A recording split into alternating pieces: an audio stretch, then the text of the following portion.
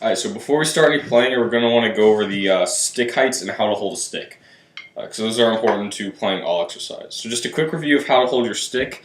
Take it out in front of you, divide it up into thirds using your fingers, and the butt end of the stick, sort of that third is where you're going to wrap your thumb and fingers around. You want to have a loose grip, but it needs to be firmly in your hand, and you should have this little thing right here called the fulcrum tight at all times. And finish it off by wrapping your fingers around the stick but not clutching the stick. So all together it forms this sort of lever that can go up and down and is free to move and let the stick resonate, but is not clamped and the stick won't fly out. Alright?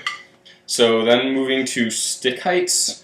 When we're talking about all exercise and music, we play at certain dynamics, which correspond to different stick heights. So we have our playing position, which for all instruments is going to be the bead close to the head of the drum with a slight curve inward. For basses, that's going to sort of look like this when it's upright.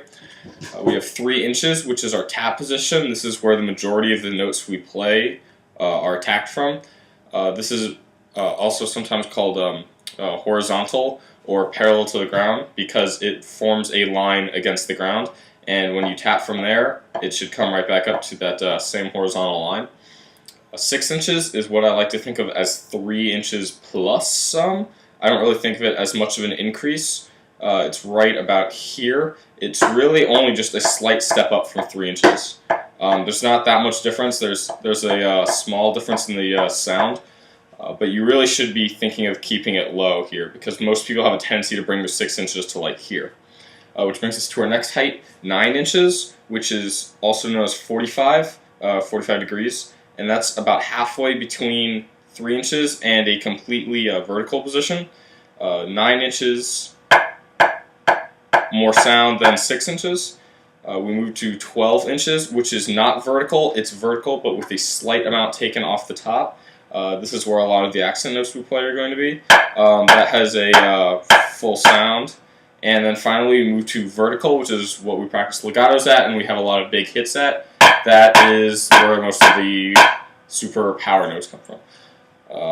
So that's basically all the heights, and the way we're going to look at these is they'll each correspond to their own dynamics, with 3 being mezzo. Look in the packet. I know 9 inches is forte. This is like a fortissimo, fortissimo, but we'll write all these in later.